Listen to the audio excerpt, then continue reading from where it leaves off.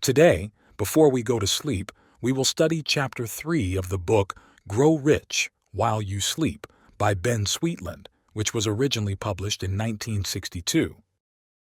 This recording is a treasure trove of insights for your personal development. These insights can be effortlessly absorbed by your mind and later reactivated during your slumber. To gain a deeper understanding of this revolutionary method, please refer to the channel's introductory video. Now, find a comfortable seated position. Inhale deeply into your abdomen, and as you exhale, release any tension. Take a moment to breathe in and breathe out.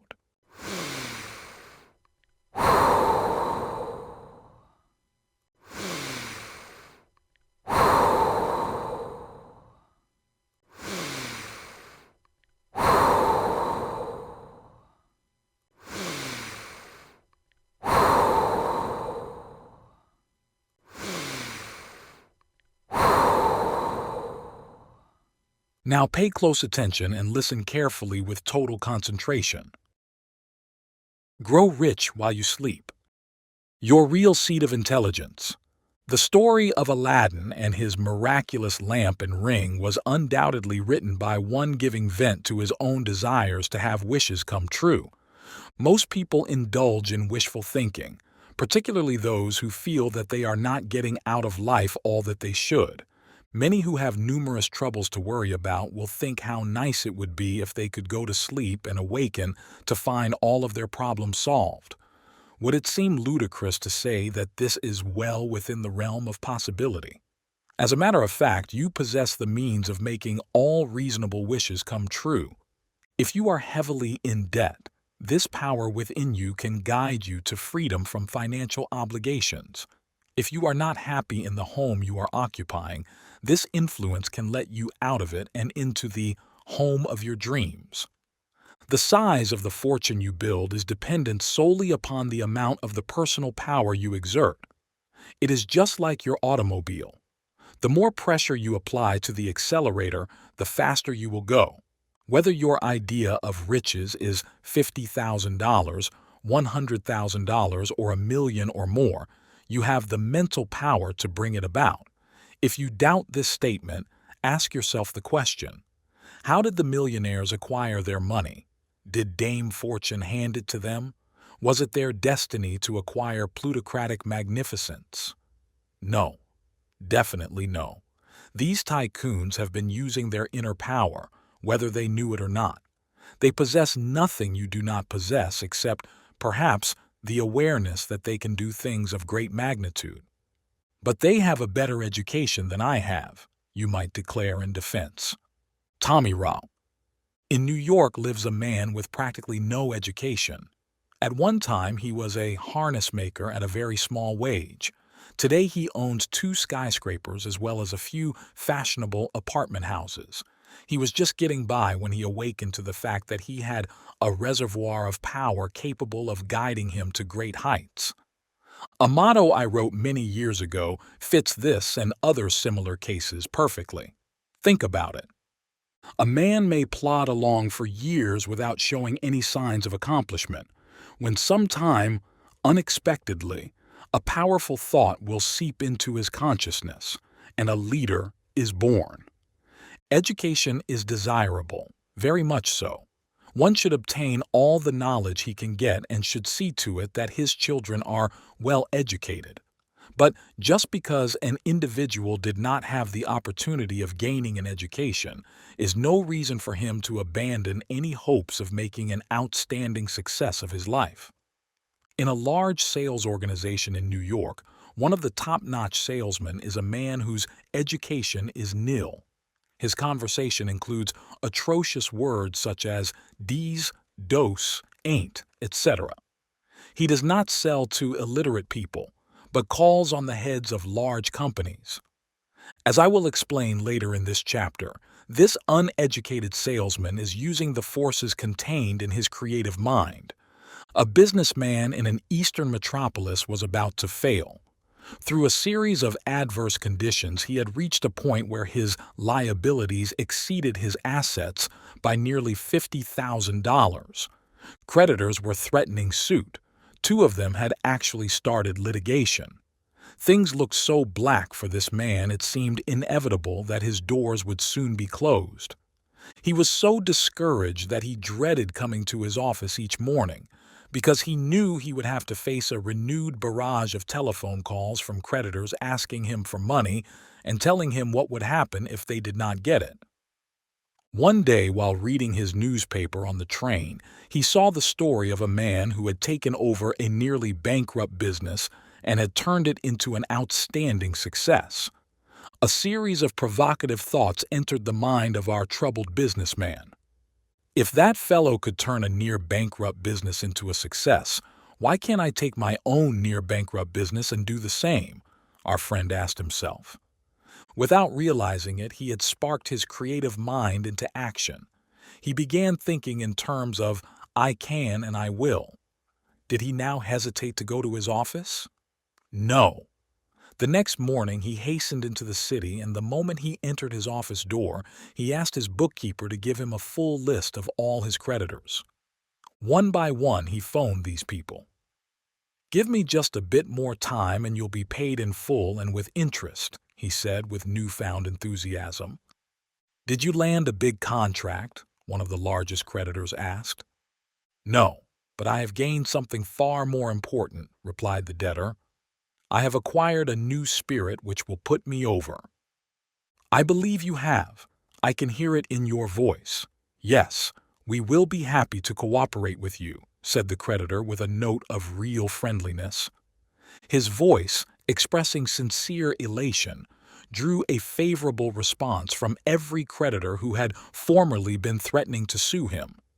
With his mind at peace, he concentrated his efforts on getting business, and with his newly found spirit, he had no difficulty in securing many worthwhile contracts. It was not long before the books of this company showed no red ink, but important sums of earned profits. In this case, nothing unusual happened. Business conditions were the same. The only change was in the mind of the man who had formerly felt his business was rapidly going on the rocks. The subconscious mind versus the creative mind. In the early 1800s AS, when students of human behavior first began to realize that the mind was dual in its operation, the mind below the level of consciousness was named the subconscious mind. It was felt that the conscious mind, with its ability to think, scheme, plan, and reason, would naturally be the mastermind, and that the other one would be subservient to it. This is far from being the truth. As you are about to learn, the subconscious mind is the real seat of intelligence and power. No one ever has had or will have as much intelligence consciously as all of us have subconsciously. The prefix sub means under, below, beneath, lower. For example, a post office substation is never as important as the main office. Why then, since the subconscious mind is the seat of intelligence and power, call it the subconscious mind? Our thoughts and actions are continually being guided by the subconscious mind, whether or not we are led to success and happiness or failure and despair. As soon as we develop a success consciousness, the subconscious mind will direct us, in thought and action, to success and happiness. This being true, don't you believe with me that the name creative mind would be more fitting? I'm sure you do. So, from this page onward, every time I mention the creative mind, I mean that which we formerly referred to as the subconscious mind, our mental powerhouse. The following is a very simple description of the creative mind and its relationship to the conscious mind. It is the same illustration I gave on the radio in New York in 1930, which the late Alfred Adler thought was the best description of the subconscious mind he had ever heard. We will use a large manufacturing plant as an illustration. A big corporation, you know, has a president and a general manager. Of course, it has many intermediate officers, vice presidents, secretaries, treasurer, etc. For the sake of simplicity, we will think only of the president and the general manager. Let us assume that the corporation in this illustration is an automobile plant. The president does the planning. The general manager executes the plans. When a new model car is being contemplated, the president will make the decision as to all changes to be made. These changes will be given to the general manager. Designers and draftsmen are instructed to put the plans on paper. Models are made. The plant is tooled up to create the new designs, and on it goes until finally a car rolls off the line bearing all of the changes originally planned by the president. This gives an ideal example of the relationship between the conscious and the creative mind. The conscious mind is the president. The creative mind is the general manager. The conscious mind does the thinking, planning, evaluating. The creative mind carries out the orders. Let us assume, by way of illustration, that an individual was just getting by. He managed to keep food on the table and to pay his rent, but there never was any money left over for nice clothes, recreation, etc. Suddenly a powerful thought entered his mind. He began to see himself as a success. He began to think in terms of, "I am a success." All right, what happens? His general manager, his creative mind, accepts the thought, "I am a success," as an instruction. It is a new model ordered by the president, the conscious mind. Now then, just as the general manager in the factory would give instructions to his many department heads, so too will your general manager, creative mind, begin sending out messages to his assistants throughout your body. Your general manager knows that to be a success you must look like one. He will make you more alert. He will put a spring in your step. He will put a look of determination in your eye. He will put an expression in your voice which rings of success. But most important of all, your general manager will direct your thinking so that you will be guided to do the things which will make you a success. Several years ago, a man came to me hoping I could help him to find a job. He was in quite a predicament. His rent was overdue. His telephone had been disconnected. His grocer was about to shut off his credit. I asked this man to repeat to himself frequently for the next 24 hours, particularly before retiring, "I am a success." This seemed incongruous to him, but I made him promise he would do it.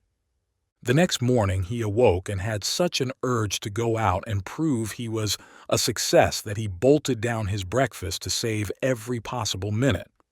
Leaving his house, instead of lagging along with the feeling that it would be another hopeless day, he marched with his chin up and chest out with a mental attitude which told him he was facing a world of opportunities and that he could literally select the one best fitted to him.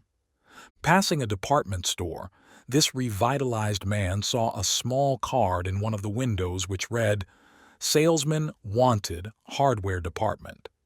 He stared at the card a moment, then with determination walked into the store. In the personnel department, he faced the man authorized to hire employees. "I've had no experience selling hardware, sir, but I love tools and I believe I could fill the job advertised in your window." The courageous and confident manner in which this applicant approached the personnel manager made an immediate good impression. Only a few preliminary questions were asked. "I'd like to give you a chance to show what you can do. Can you start tomorrow morning?" said the man behind the desk. This was several years ago. The man is now manager of his department and is making a good salary. He has purchased a comfortable home, drives a new car, and is a very good provider for his wife and child. The average ne'er-do-well feels that the road to success is long and tortuous.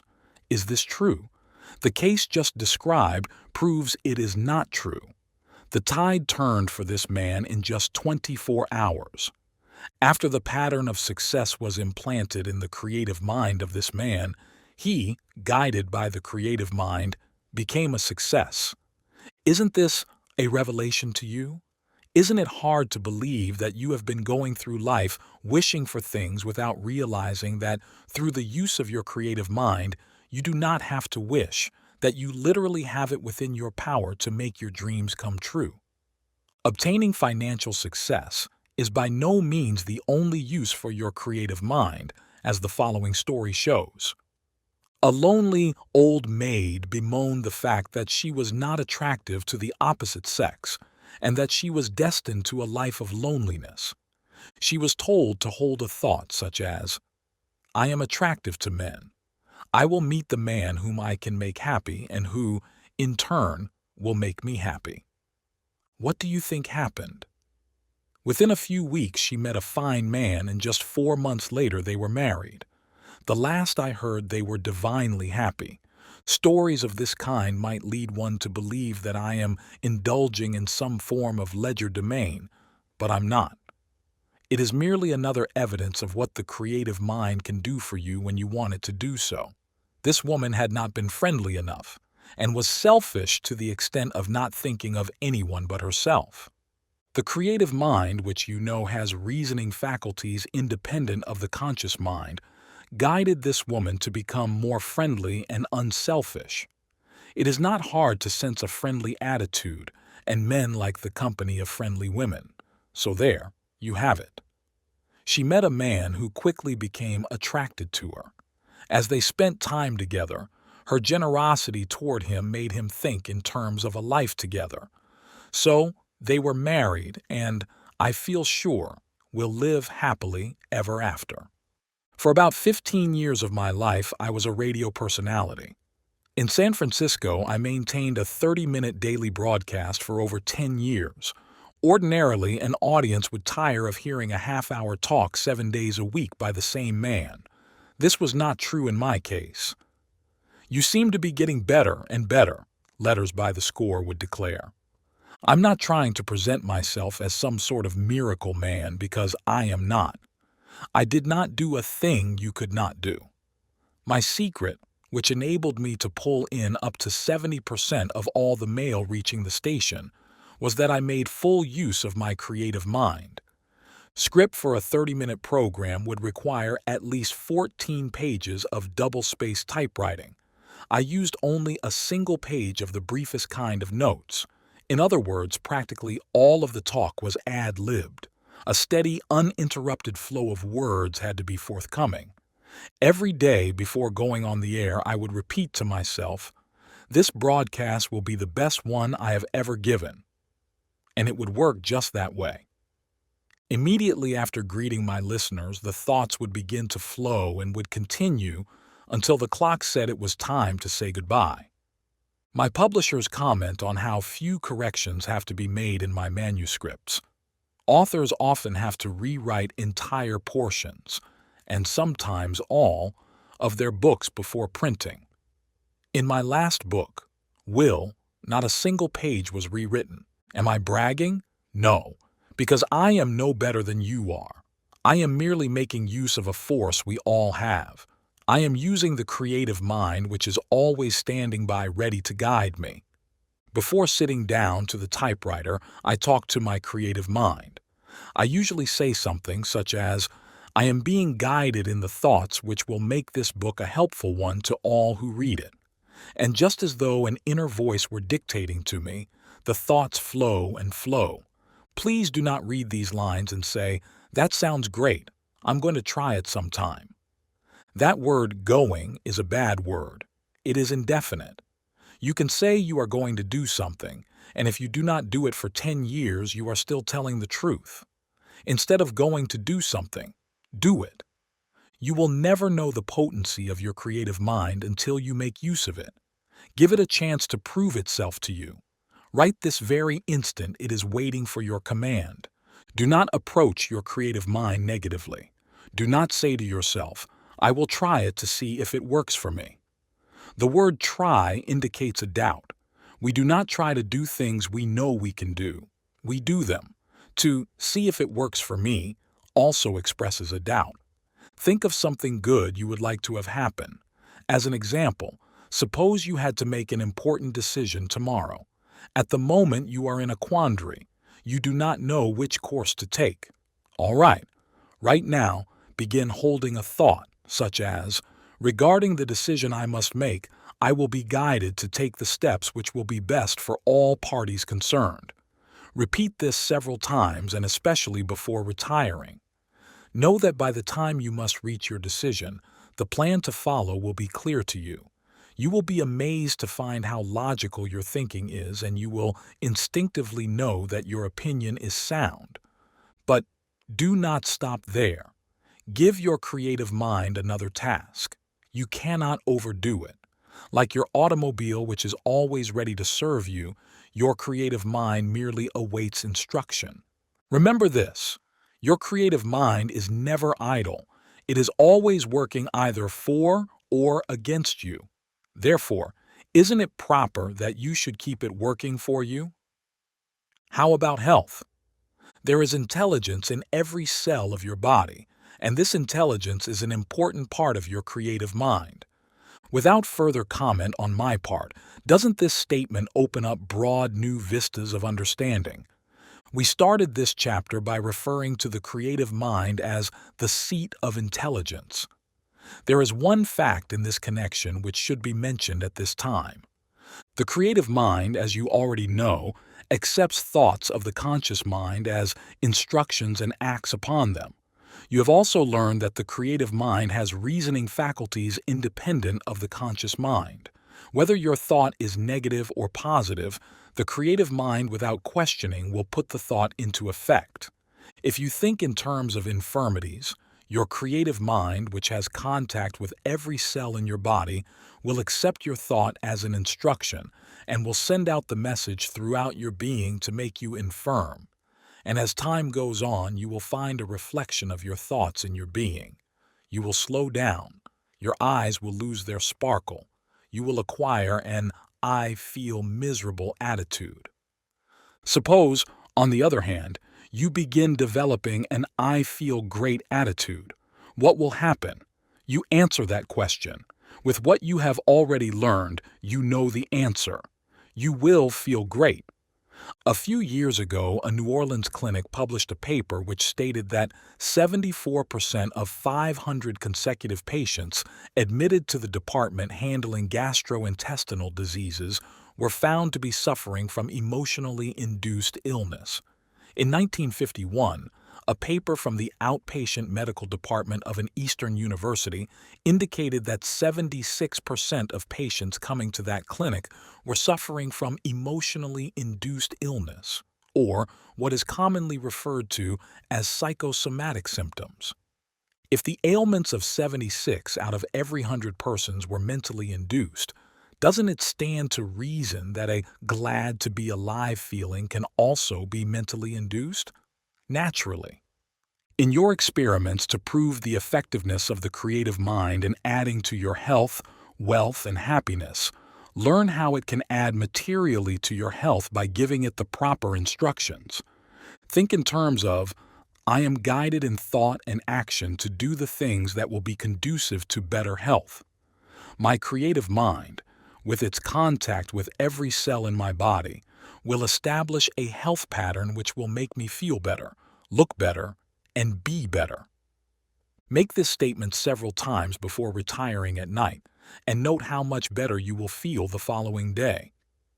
Do not overlook the importance of this chapter. It would make me happy if you were so enthusiastic about its contents that you reread it before proceeding to the next one. End of Chapter 3. Take a moment to breathe in and breathe out.